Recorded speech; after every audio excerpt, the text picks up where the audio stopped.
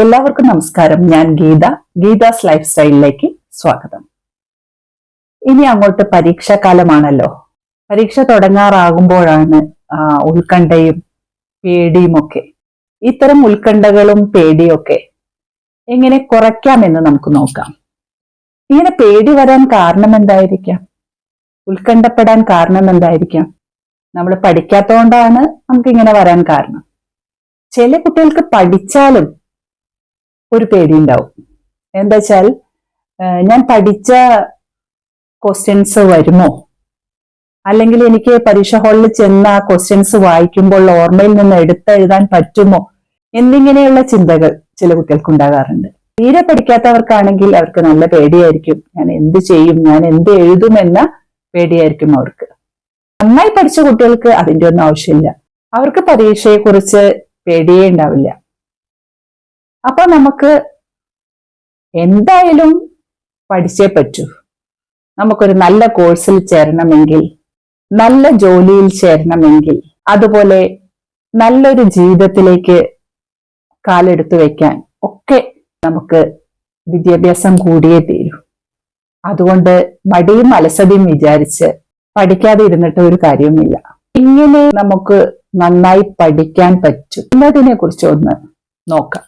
ആദ്യമായി നമ്മൾ പഠിക്കുന്ന വിഷയത്തെ, ആ സബ്ജക്റ്റിനെ നമ്മൾ ഇഷ്ടപ്പെടുക. ഇഷ്ടപ്പെട്ട് പഠിച്ചാൽ പഠിക്കുന്ന കാര്യങ്ങൾ നന്നായി ഓർമ്മയിൽ നിർത്താൻ പറ്റും. നമ്മുടെ കുഞ്ഞുണ്ണി മാഷ് പറഞ്ഞത് നിങ്ങൾക്ക് എല്ലാവർക്കും അറിയാം. ഇഷ്ടപ്പെട്ട് പഠിക്കണം, അതുപോലെ പഠനം പാൽപായസമാക്കണം എന്നൊക്കെയാണ് അദ്ദേഹം പറഞ്ഞത്. അതുപോലെ ഇഷ്ടപ്പെട്ട് പഠിച്ചാൽ നമുക്ക് തീർച്ചയായും പഠിച്ച കാര്യങ്ങൾ നമുക്ക് ഓർമ്മയിൽ വെക്കാനും അത് പരീക്ഷ വരുമ്പോൾ എടുത്തെഴുതാനും ഒക്കെ സാധിക്കും. ചില കുട്ടികൾക്കുണ്ട്, ആ വിഷയം എനിക്ക് ഇഷ്ടമല്ല, ഒരു ബോറിംഗ് സബ്ജക്റ്റ് ആണ്. അങ്ങനെ സബ്ജക്റ്റ് ഇഷ്ടമല്ല എന്ന് പറഞ്ഞ് നമുക്ക് മാറ്റിവെക്കാൻ പറ്റില്ല. അത് പഠിച്ചേ പറ്റൂ. അതുകൊണ്ട് ഏത് വിഷയവും നമുക്ക് ഇഷ്ടപ്പെടാത്ത വിഷയമാണെങ്കിലും എന്തായാലും നമ്മൾ ഇന്നു മുതൽ ഇഷ്ടപ്പെട്ട് പഠിക്കാൻ തുടങ്ങുക. ഇഷ്ടപ്പെട്ട് പഠിച്ചാൽ നിങ്ങൾക്ക് പഠിക്കുന്ന കാര്യങ്ങൾ നന്നായി ഓർമ്മയിൽ നിലനിർത്താൻ സാധിക്കും. നമ്മൾ സിനിമ കാണാറുണ്ട് അല്ലെ? അതിലെ സംഭാഷണം, ഡയലോഗൊക്കെ എത്ര വർഷമായാലും, ഒരു 10-20 വർഷമായാൽ അത് ഓർത്ത് വെക്കാറുണ്ട്.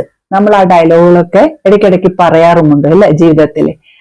അതുപോലെ അപ്പൊ എത്ര വർഷമായ കാര്യങ്ങളാണ് നമ്മൾ ഓർത്തെടുക്കുന്നത്. അതുപോലെ ഇഷ്ടപ്പെട്ട് നമ്മൾ പഠിക്കുകയാണെങ്കിൽ നമുക്ക് ഈ നമ്മളെ പഠിക്കുന്ന വിഷയങ്ങൾ നന്നായി ഓർമ്മയിൽ സൂക്ഷിക്കാനായിട്ട് സാധിക്കും. അടുത്തതായിട്ട് മനസ്സിലാക്കി പഠിക്കുക. മനസ്സിലാക്കി പഠിക്കുക എന്ന് പറഞ്ഞാൽ നമുക്ക് ഓരോ വിഷയവും, മലയാളം ആയാലും ശരി, അതുപോലെ ഹിന്ദി ആയാലും ഇംഗ്ലീഷ് ആയാലും, പ്രത്യേകിച്ച് ഹിന്ദിയും ഇംഗ്ലീഷും ഒക്കെ, അതിന്റെ അർത്ഥമൊക്കെ ഉൾക്കൊണ്ട് നന്നായി മനസ്സിലാക്കി പഠിക്കാൻ ശ്രമിക്കുക. അങ്ങനെ പഠിച്ചു കഴിഞ്ഞാൽ നിങ്ങൾക്ക് ആ വിഷയം എളുപ്പത്തിൽ പഠിക്കാൻ സാധിക്കും. അടുത്തതായി ആവർത്തിച്ച് പഠിക്കുക. നമ്മൾ പഠിക്കുന്ന കാര്യങ്ങൾ ആവർത്തിച്ച് പഠിക്കുക.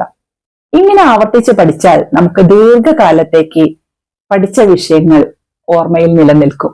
അപ്പോൾ ദീർഘകാല ഓർമ്മയിൽ നിലനിർത്താനായിട്ട് നിങ്ങൾ പഠിച്ച വിഷയങ്ങൾ ദീർഘകാലത്തേക്ക് ഓർമ്മയിൽ നിലനിർത്തണം. എന്താ വെച്ചാൽ, നമുക്ക് പരീക്ഷയ്ക്ക് നമ്മൾ കുറെ വിഷയങ്ങൾ പഠിക്കാനുണ്ടാവും. അപ്പൊ എല്ലാം കൂടി ഒരുമിച്ച് പഠിക്കാൻ പറ്റില്ല.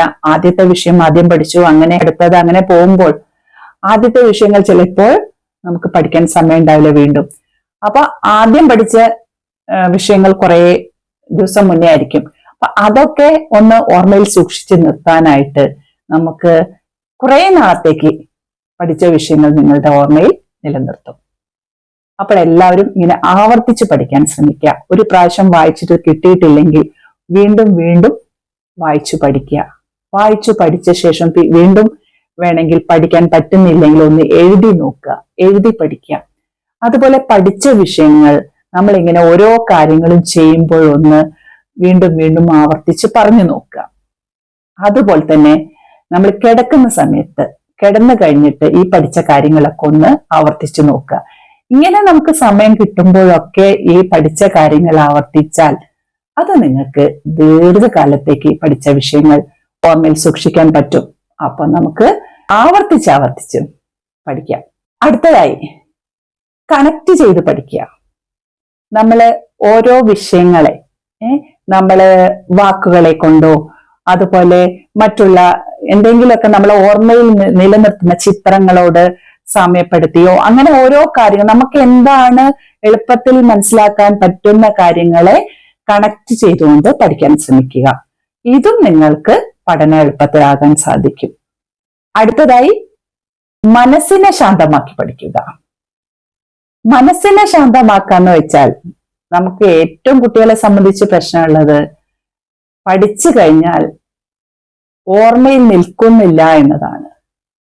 ക്വസ്റ്റ്യൻ പേപ്പർ കിട്ടുമ്പോൾ ചിലപ്പോൾ ഓർമ്മയിൽ നിന്ന് എടുത്തെഴുതാൻ പ്രയാസവുമായിരിക്കും. അപ്പൊ അതുകൊണ്ട് നിങ്ങൾക്ക് പഠനം എളുപ്പമാക്കാനായിട്ട് ഒന്ന് മനസ്സിനെ ശാന്തമാക്കി നമുക്ക് നോക്കാം.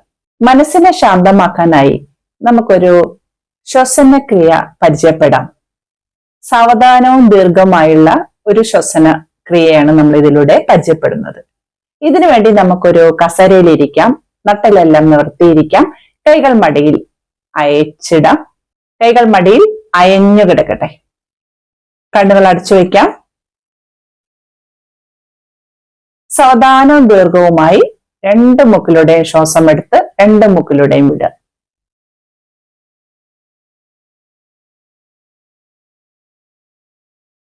ഇങ്ങനെ 5 തവണ ചെയ്യാം. 5 തവണ ചെയ്തതിനു ശേഷം മുഖത്തൊരു പുഞ്ചിരിയോടെ സാവധാനം കണ്ണു തുറക്കുക.